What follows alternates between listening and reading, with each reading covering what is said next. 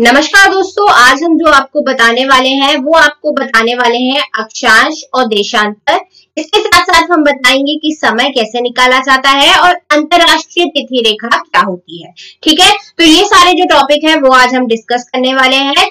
तो एक एक करके हम सारे आपके पॉइंट क्लियर कर देंगे और इस वीडियो के बाद आपको इस टॉपिक में कोई भी कंफ्यूजन नहीं रहेगा।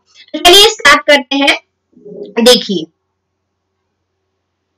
पहले अगर हम बात करें अक्षांश और देशांतर की, ठीक है, अगर पहले हम बात करें अक्षांश और देशांतर की, तो जो अक्षांश और देशांतर रेखाएं हैं, ठीक है, जो अक्षांश और देशांतर रेखाएं हैं वो पृथ्वी पर खींची गई क्या है, काल्पनिक रेखाएं हैं। क्या है ये? काल्पनिक रेखाएं हैं, मतलब ये कोई वास्तविक रेखाएं नहीं है। ये बात का ध्यान रखिएगा कि ये जो रेखा है ये वास्तविक नहीं है, ये काल्पनिक रेखा है। ठीक है, अगर मैं बात करूं अक्षांश रेखाओं की, ठीक है, अगर मैं बात करूं अक्षांश रेखाओं की तो विषुवत रेखा, ठीक है, विषुवत रेखा के जो समांतर खींची गई रेखाएं हैं ये वाली, ठीक है, ये क्या है? आपकी अक्षांश रेखाएं है। यहां पर मैं आपको बना देती हूं। फॉर एग्जाम्पल ये है आपकी पृथ्वी, ये है आपकी इक्वेटर मतलब विषुवत रेखा। इसके जस्ट पैरेलली जो खींची गई रेखाएं है वो क्या है? आपकी अक्षांश रेखाएं हैं, उत्तरी गोलार्ध में भी और दक्षिणी गोलार्ध में। कहां पर? उत्तरी गोलार्ध में भी और दक्षिणी गोलार्ध में जो खींची गई विषुवत रेखा के समांतर रेखाएं है वो क्या है? आपकी अक्षांश रेखाएं है। वहीं अगर मैं बात करूं देशांतर रेखाओं की, तो देशांतर जो रेखाएं हैं वो क्या है? उत्तरी ध्रुव से लेकर दक्षिणी ध्रुव तक प्रत्येक 1 डिग्री पर जो रेखाएं खींची हुई है वो क्या है? आपकी देशांतर रेखाएं। देखिए इस तरीके से अगर मैं आपको बोलूं कि ये जो देशांतर रेखाएं है, कुछ आप संतरे को, ठीक है, ऑरेंज जो होता है उसको इमेजिन कर लीजिए, ये कुछ उसी तरीके से है और प्रत्येक 1 डिग्री पर क्या खींची हुई है। ये देखिए, ये आपका उत्तरी ध्रुव, ये आपका दक्षिणी ध्रुव, और यहाँ पर जो ये वाली रेखाएं हैं वो क्या है? आपकी देशांतर रेखाएं है। ठीक है, ये वाली जो ऊपर से लेकर नीचे तक मतलब उत्तरी ध्रुव से लेकर दक्षिणी ध्रुव तक जो खींची गई रेखाएं है वो क्या है? आपकी देशांतर रेखा है। ठीक है, चलिए नेक्स्ट देखते हैं। अब देखिए, इन रेखाओं की आवश्यकता हमें क्यों पड़ी? ठीक है, आप सबके मन में ये सवाल उठ रहा होगा कि आखिर इन रेखाओं की आवश्यकता ही क्यों पड़ी? तो इन रेखाओं की आवश्यकता इसलिए हमें पड़ी ताकि हम लोकेशन पता कर सके। ठीक है, लोकेशन हम पता कर सके। फॉर एग्जाम्पल, अगर आपसे पूछा जाता है कि दिल्ली कहां पर है, तो आप कीवर्ड बोल दें कि इतने डिग्री अक्षांश पर दिल्ली है। ठीक है, तो केवल अक्षांश रेखाओं से आप नहीं पता लगा पाओगे कि दिल्ली कहां पर है, इसलिए आपको अक्षांश और देशांतर दोनों रेखाओं की आवश्यकता पड़ती है लोकेशन बताने के लिए। चलिए नेक्स्ट देखते हैं। आखिर अब ये अक्षांश रेखाएं हैं क्या? आखिर ये कैसे बनाई जाती है पृथ्वी पर? चलिए देखते हैं। विषुवत रेखा के उत्तर या दक्षिण में किसी भी बिंदु की पृथ्वी के केंद्र से मापी गई कोणीय दूरी। ठीक है, क्या कैसे बनती है? हमारी जो रेखाएं हैं अक्षांश रेखाएं, वो पृथ्वी के केंद्र से मापी गई जो कोणीय दूरी है, चाहे आप उत्तर में बना लो चाहे दक्षिण में बना लो, प्रत्येक 1 डिग्री पर क्या अक्षांश रेखाएं बनाई जाती है। देखिए कैसे। ये हमारी पृथ्वी है, ये हो गई विषुवत रेखा। ठीक है, इसके केंद्र से फॉर एग्जाम्पल हमें 60 डिग्री पर बनाना है, ये हो गया 60, तो यहां से जस्ट सीधा हम खींच देंगे, ये हो गई आपकी 60 डिग्री नॉर्थ। क्या हो गई? चूंकि क्या ये बनी हुई है उत्तरी गोलार्ध में। कहां पर बनी हुई है? उत्तरी गोलार्ध में, इसलिए ये क्या हो गई? ये हो गई आपकी 60 डिग्री नॉर्थ। देखिए यहां पर ये बनी हुई है, तो ये कैसे बनी होगी? पृथ्वी का जो विषुवत रेखा है उसके जस्ट केंद्र से क्या किया? एक 60 डिग्री पर क्या एंगल खींचा होगा और जस्ट सीधी खींच दी होगी 60 डिग्री पर ये रेखा। तो 60 डिग्री एन मतलब उत्तरी गोलार्ध में ये अक्षांश खींची गई है। वहीं एक और एग्जांपल देख लेते हैं। अगर हमें 30 डिग्री पर बनाना है तो ये पृथ्वी का केंद्र हो गया, ये हो गया आपका 30 डिग्री, और यहां से जस्ट सीधा ये हमने खींची उत्तरी गोलार्ध में 30 डिग्री अक्षांश। ये बन गई आपकी 30 डिग्री अक्षांश रेखा। तो इस तरीके से अक्षांश रेखाएं खींची जाती है। अब बात करें अक्षांश रेखा की, तो विषुवत रेखा भी क्या है? एक अक्षांश रेखा ही तो है, क्योंकि ये भी क्या 0 डिग्री पर है। ठीक है, तो पृथ्वी को उत्तरी और दक्षिणी गोलार्ध में बांटने वाली रेखा को क्या बोलते हैं? विषुवत रेखा बोलते हैं। ठीक है, ये हो गई आपकी पृथ्वी। ये अगर हमने खींच दी 0 डिग्री पर, क्या विषुवत रेखा, तो ये हो गया आपका उत्तरी गोलार्ध, ये हो गया आपका दक्षिणी गोलार्ध। मतलब पृथ्वी क्या 2 इक्वल भाग में क्या हो गई? विभाजित हो गई। अब बात करें हम कि कुल अक्षांश वृत्त रेखाएं कितनी है? 181। कितनी है? 181। अब मैं आपको समझाती हूं कि 181 ये कैसे है। देखिए यहां पर कितनी खींची जाएंगी? प्रत्येक 1 डिग्री पर ये रेखाएं खींची जाती हैं। तो उत्तरी गोलार्ध में कितनी हो जाएंगी? ये 90 हो जाएंगी। वहीं ये है आपका दक्षिणी गोलार्ध। कौन सा? ये नीचे वाला। क्या है? 0 डिग्री से नीचे वाला क्या है? दक्षिणी गोलार्ध। तो यहां पर भी कितनी हो जाएंगी? 90। तो 90 और 90 कितनी हो गई? 180। यहाँ पे तो 181 लिखा है। एक विषुवत रेखा भी तो है, तो विषुवत रेखा को और अगर हम ऐड कर लें तो कितनी हो गई? 181। कितनी हो गई? 181 अक्षांश रेखाएं होगी।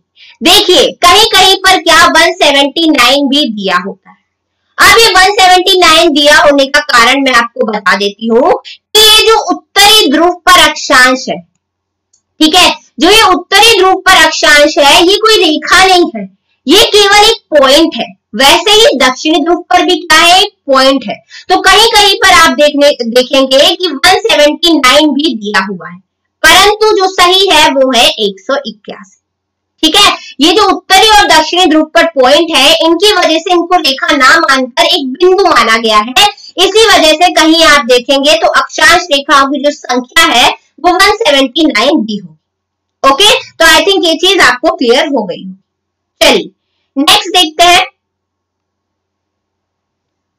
अब जो सबसे लंबी अक्षांश रेखा है तो वो कौन सी है? 0 डिग्री, जो कि क्या है? इक्वेटर या विषुवत रेखा। सबसे छोटी अक्षांश रेखा कौन सी है?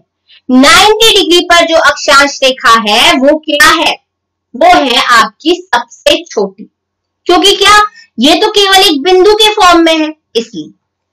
अब दो अक्षांशों के बीच की जो दूरी होती है वो लगभग 111 किलोमीटर होती है। कितनी? लगभग 111 किलोमीटर होती है। अब अगर मैं बात करूं कुछ और अक्षांश रेखाओं की, तो कुछ विशेष अक्षांश रेखाएं हैं। एक है आपकी कर्क रेखा, दूसरी मकर रेखा, तीसरी आर्कटिक रेखा और चौथी अंटार्कटिक रेखा। चलिए मैं एक एक करके आपको समझा देती हूं। ये है आपकी पृथ्वी, ये हो गई आपकी विषुवत रेखा 0 डिग्री। ठीक है, अब कर्क रेखा कहां पर होती है? 23.5 डिग्री पर कर्क रेखा है। कहां पर? उत्तरी गोलार्ध। ठीक है, कहां पर? उत्तरी गोलार्ध। और वहीं दक्षिणी गोलार्ध में है 23.5 डिग्री पर मकर रेखा। क्या है? दक्षिणी गोलार्ध में 23.5 डिग्री पर क्या है?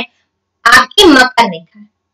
वहीं 66.5 डिग्री मतलब 66.5 डिग्री उत्तरी गोलार्ध में क्या है? आर्कटिक रेखा। वहीं 66.5 डिग्री मतलब 66.5 डिग्री है दक्षिणी गोलार्ध में क्या? अंटार्कटिक रेखा। ठीक है, अब अगर आप देखें फॉर एग्जांपल ये है आपका सूरज, ये है आपका सूरज। तो पृथ्वी क्या है आपकी? ये मान लीजिए इस तरीके से झुकी हुई है, मतलब एक पूरी गोलाकार तो है परंतु वो क्या थोड़ी झुकी हुई है।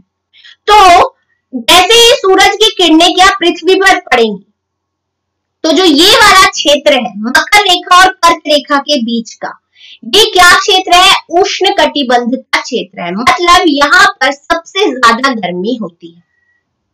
वहीं जो 23.5 डिग्री मतलब कर्क रेखा और आर्कटिक रेखा के बीच का क्षेत्र है, उत्तरी गोलार्ध में देखिए कर्क रेखा और आर्कटिक रेखा के बीच का क्षेत्र और मकर रेखा और अंटार्कटिक रेखा के बीच का क्षेत्र, क्या होगा? ना ही ज्यादा गर्मी होगी वहां पर, ना ही ज्यादा सर्दी होगी, तो क्या हो जाएगा? शीतोष्ण। क्या हो जाएगा? शीतोष्ण कटिबंध। वहीं 66.5 डिग्री से उत्तरी ध्रुव तक और 66.5 डिग्री दक्षिण में दक्षिणी ध्रुव तक क्या होगा? ये वाला जो क्षेत्र है अंटार्कटिक और ये जो दक्षिणी ध्रुव तक, ये क्या होगा? सबसे ज्यादा ठंडा होगा। ठीक है, सबसे ज्यादा ठंडा क्षेत्र होगा, वही दक्षिणी गोलार्ध में भी और उत्तरी गोलार्ध में। ठीक है, तो ये है आपकी कुछ अक्षांश रेखाएं, और ये भी उसी तरीके से बनाई जाती है जैसे अक्षांश मैंने अभी आपको बनाना सिखाया। चलिए नेक्स्ट देखते हैं। अब पढ़ते हैं देशांतर रेखाएं। आखिर ये देशांतर रेखाएं क्या है? तो अगर मैं देशांतर रेखाओं की बात करूं, जैसा कि मैंने आपको थोड़ी देर पहले ही समझाया था कि जो देशांतर रेखाएं हैं वो क्या है? आप मानिए पृथ्वी को एक संतरे की तरह, ठीक है, और संतरे की जो फाक होती है ना उसी तरीके से ये दिखती है। यहाँ देखिए आप इमेज में, तो जो देशांतर रेखाएं हैं वो पृथ्वी पर उत्तरी ध्रुव से दक्षिणी ध्रुव तक खींची गई क्या रेखाएं हैं। ये हो गया आपका उत्तरी ध्रुव, ये हो गया आपका दक्षिणी ध्रुव। तो उत्तरी ध्रुव से दक्षिणी ध्रुव तक खींची गई जो रेखाएं हैं वो क्या है? देशांतर रेखाएं हैं। ये भी क्या प्रत्येक 1 डिग्री पर खींची जाती है, प्रत्येक 1 डिग्री पर, जो मैंने यहाँ पे लिखा हुआ है कि प्रत्येक 1 डिग्री पर क्या ये खींची जाती है। अब प्रत्येक देशांतर के मध्य 4 मिनट का अंतर है। कितना अंतर है? 4 मिनट का अंतर है। ये मैं आपको समझाती हूँ कैसे। देखिए ये है पृथ्वी, तो पृथ्वी जो है वो क्या 360 डिग्री घूमती है, कितनी देर में? 24 घंटे में। ठीक है, कितनी देर में? 24 घंटे में। मतलब 1 डिग्री में कितना मिनट लगेंगे तो मैं आपको बताती हूँ। देखिए 24 इंटू 60 कितना हो गया? 1440 मिनट। चूंकि 360 डिग्री घूमती है तो 1440 अपॉन 360, तो ये क्या आ गया आपका? 4 मिनट आ गया। मतलब हर 1 डिग्री का जो अंतर है उसमें 4 मिनट का अंतर आएगा। फॉर एग्जाम्पल अगर मैं आपको बोलूं कि जो मानक रेखा मानी गई है देशांतर वो 0 डिग्री मानी गई है। कहां से? लंदन के ग्रीनविच से होकर जो गुजरने वाली देशांतर रेखा जो 0 डिग्री है उसे क्या माना गया है? मानक रेखा माना गया। ठीक है, तो अगर मैं आपको बोलूं कि जो 0 डिग्री लंदन है वहां पर आप 12 बज रहे हैं, ठीक है, 12 बज रहे हैं दिन के, और आपसे पूछा जाए कि 2 डिग्री देशांतर पर, 2 डिग्री देशांतर पर कितना बजा होगा, तो 2 डिग्री देशांतर पर कितना बजा होगा? हर 1 डिग्री में 4 मिनट का अंतर है। ठीक है, हर 1 डिग्री में कितने का अंतर है? 4 मिनट का अंतर है। तो 2 डिग्री देशांतर पर कितना बजा होगा? पूर्वी देशांतर पर। ध्यान दीजिए, एक होता है पूर्वी देशांतर, एक होता है पश्चिमी देशांतर। मतलब 0 डिग्री के इस साइड वाला पूर्वी और इस साइड वाला क्या हो जाएगा आपका? पश्चिमी। तो पूर्वी देशांतर पर पूछ रहा है कि 2 डिग्री पूर्वी देशांतर पर कितना समय होगा, तो हर 1 डिग्री पर 4 मिनट, तो पूर्वी देशांतर 2 डिग्री पर 12:08 हो रहा होगा। ठीक है, अब 12:08 क्यों? 8 मिनट कम क्यों नहीं किया? तो देखिए हमेशा 0 डिग्री के पूर्वी में समय आगे होगा और पश्चिम में समय क्या होगा? पीछे होगा। तो जब भी आप समय कैलकुलेट करें तो ये चीज ध्यान रखिएगा। ओके, अब बात करते हैं टोटल संख्या इनकी कितनी है। देशांतर रेखाओं की जो टोटल संख्या है वो 360 डिग्री। कितनी है? 360 डिग्री है, और प्रत्येक 1 डिग्री देशांतर के बीच का समय क्या होता है? 4 मिनट का होता है। 360 डिग्री इसलिए है क्योंकि पृथ्वी का एक गोलाकार है। तो टोटल कितनी हो गई? 360 डिग्री। हम नेक्स्ट देखते हैं। अब देखिए समय, यहां पर अगर मैं भारत की बात करूं तो यहां पर कितना रहता है? 68.7 और वहीं यहां पर कितना रहता है? 97.25। ठीक है, तो देखिए अगर हम ग्रीनविच से ही, जो लंदन की 0 डिग्री हमने मानी है ग्रीनविच से देशांतर मानक रेखा, अगर हम ये देखें कि पूरब में क्या होता है?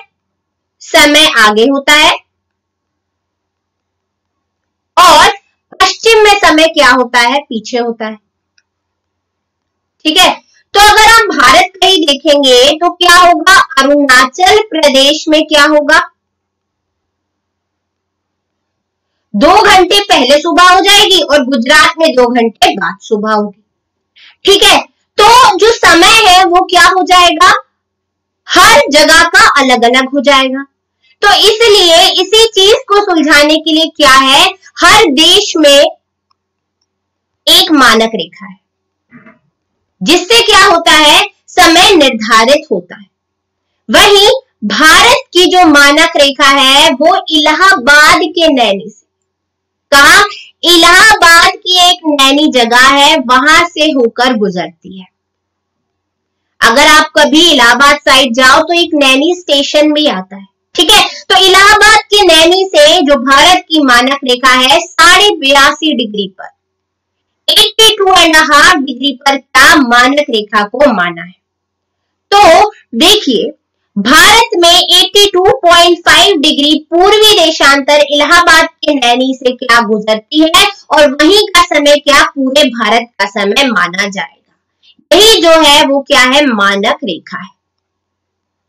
ओके, तो अब बात करते हैं कि ये जो मानक रेखा है जो नैनी से गुजरती है ये कितने राज्यों से होकर गुजरती है? तो ये गुजरती है 5 राज्यों से होकर। कौन कौन से? उत्तर प्रदेश, ठीक है, नेक्स्ट आपका आता है मध्य प्रदेश, छत्तीसगढ़, ठीक है, यहां कहीं होगा, नेक्स्ट उड़ीसा, उड़ीसा में दिख नहीं रहा है बट उड़ीसा, और आपका आंध्र प्रदेश यहां पे होगा कहीं। ठीक है, तो कहां पर? 5 राज्यों से उत्तर प्रदेश, मध्य प्रदेश, छत्तीसगढ़, उड़ीसा और आंध्र प्रदेश। इसका डायरेक्ट प्रश्न पूछ लिया जाता है। ठीक है, तो ये बात याद रखिएगा कि हर देश की अपनी मानक रेखा है जिससे क्या होता है? समय निर्धारित होता है। ओके, चलिए हम नेक्स्ट देखते हैं। चलिए एक तथ्य मैं और आपको बताती हूँ। फॉर एग्जाम्पल ये है हमारी पृथ्वी, ये है 0 डिग्री अक्षांश और ये हम मान लेते हैं ये लंदन की ग्रीनविच से होकर गुजर रही है 0 डिग्री देशांतर। ठीक है, और ये हमारी देशांतर रेखाएं इस तरीके से बनी हुई है। तो एक बात का ध्यान दीजिए कि जो देशांतरों के मध्य सबसे अधिक दूरी होगी वो कहां पर होगी? विषुवत रेखा के बीच होगी, और सबसे कम दूरी जो होगी वो कहां पर होगी? उत्तरी ध्रुव और दक्षिणी ध्रुव पे होगी। ठीक है, कहां पर होगी? उत्तरी और दक्षिणी ध्रुव पर होगी। ठीक है, तो ये चीज हमेशा याद रखिएगा। और सबसे अधिक दूरी जो है वो है 111.32 किलोमीटर। कितनी है? 111.32 किलोमीटर। एक तथ्य मैं और आपको बताती हूं कि जो लंदन का समय है, ठीक है, लंदन का जो समय है वो भारत के समय से क्या है? 5.5 घंटा पीछे है, या ये हम कह सकते हैं जो भारत का समय है वो लंदन के समय से 5.5 घंटा क्या है? आगे। क्यों? देखिए 82.5 डिग्री इंटू 4 करना पड़ेगा ना, 82.5 डिग्री इंटू 4 अगर हम करेंगे और जो भी इसका आंसर आता है उसको अगर हम 60 से डिवाइड करेंगे तो वो क्या आ जाएगा? आपके 5.5 घंटा आएगा। तो इस तरीके से हम बता सकते हैं कि कितना समय आगे है और इसी तरीके से कितना समय पीछे है वो भी हम बता सकते हैं। अब चलिए नेक्स्ट देखते हैं अंतरराष्ट्रीय तिथि रेखा। क्या? अंतरराष्ट्रीय तिथि रेखा। देखिए, अंतरराष्ट्रीय तिथि रेखा समझाने से पहले मैं आपको एक चीज बताती हूँ, एक बात बताती हूँ कि फॉर एग्जाम्पल ये हमारी पृथ्वी है, ये 0 डिग्री देशांतर, ये हमारी देशांतर रेखाएं हैं। ठीक है, अब क्या किया हमने, इसको पूरा खोल दिया।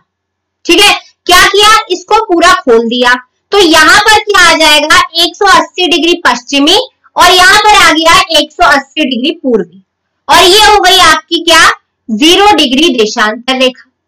ठीक है, मतलब ये जो 80 डिग्री पश्चिमी है और 80 डिग्री पूर्वी है वो क्या है, 80 डिग्री पश्चिमी और 80 डिग्री पूर्वी एक ही है एक तरीके से। ठीक है, क्योंकि ये जो 0 डिग्री है इसके जस्ट पीछे ही तो आएगा 180 डिग्री पश्चिमी और 180 डिग्री पूर्वी, बस इसके क्या आएगा, पीछे ही तो आएगा। तो ये जो रेखा है 180 डिग्री पश्चिमी और 180 डिग्री पूर्वी, यही क्या है आपकी अंतरराष्ट्रीय रेखा है। क्या है, अंतरराष्ट्रीय तिथि रेखा है। अगर मैं बात करूं कहां पर, यहां पे देशांतर रेखाएं भी खींच लेते हैं, चलिए। अगर मैं बात करूं 180 डिग्री पूर्वी की, तो यहां पर 12 घंटे क्या होगा, आगे होगा समय, और यहां पर 12 घंटे क्या होगा, पीछे होगा समय। ठीक है, पश्चिमी में। तो ये बात हमेशा याद रखिएगा। अगर मैं यहाँ पे आपको बताऊं अंतरराष्ट्रीय तिथि रेखा, तो आप देखेंगे ये पूरी सीधी नहीं है, ये क्या मोड़ दी गई है। देखिए ध्यान से, ये क्या मोड़ दी गई है, ऐसा क्यों, देखिए ये क्या है साइबेरिया। ठीक है, साइबेरिया, और ये क्या है आपका अलास्का। अगर हम इसको सीधी खींच देते, फॉर एग्जाम्पल अगर हम इसको सीधी खींच देते, तो साइबेरिया का जो भाग है वो क्या हो जाता, विभाजित हो जाता। तो इसी चीज को बचने के लिए, इसी चीज से बचने के लिए हमने जो अंतरराष्ट्रीय तिथि रेखा है उसको क्या मोड़ दिया। ठीक है, मोड़ दिया। इसी तरीके से जो नीचे के भी क्षेत्र हैं, ठीक है, उनको भी विभाजित होने से बचने के लिए क्या किया है, इस तिथि रेखा को क्या मोड़ दिया गया है। ठीक है, तो अंतरराष्ट्रीय तिथि रेखा कुछ नहीं है 180 डिग्री पूर्वी और पश्चिमी, क्योंकि ये एक ही है तो इसी को हम क्या कहते हैं, अंतरराष्ट्रीय तिथि रेखा कहते हैं। अगर हम एक एग्जांपल और मैं देती हूं, अगर कोई शिप, ठीक है, देखिए यहां से आ रहा है और उसने अंतरराष्ट्रीय तिथि रेखा को क्रॉस कर लिया, तो यहां पर क्या होगा, मंगलवार होगा जैसे ही वो क्रॉस करता है, और यहां पर क्या होगा, सोमवार होगा। क्या होगा, यहां पर सोमवार होगा, यहां पर मंगलवार होगा। ओके, ऐसा क्यों, क्योंकि मैंने अभी अभी आपको समझाया, क्या समझाया, कि यहाँ का जो समय है, ठीक है, यहाँ का जो समय है वो क्या होगा, पूर्वी का 12 घंटे आगे होगा और पश्चिमी का क्या होगा, 12 घंटे पीछे होगा। ओके, पूर्वी का 12 घंटे आगे होगा, पश्चिमी का 12 घंटे पीछे होगा, इसलिए यहाँ पर आप देखेंगे कि 12 घंटे का अंतर आता है। ठीक है दोस्तों, तो यही था आपका अंतरराष्ट्रीय तिथि रेखा। आई होप आपको ये चीजें समझ आ गई होंगी, किस तरीके से समय निकालते हैं, मानक रेखा, अक्षांश, देशांतर किस तरीके से खींची गई है। तो अगर आपको कोई डाउट है तो आप कमेंट सेक्शन में पूछ सकते हैं। दोस्तों यही था हमारा आज का वीडियो। आई होप आपको ये वीडियो अच्छा लगा हो। मिलते हैं नेक्स्ट वीडियो में। Thank you so much.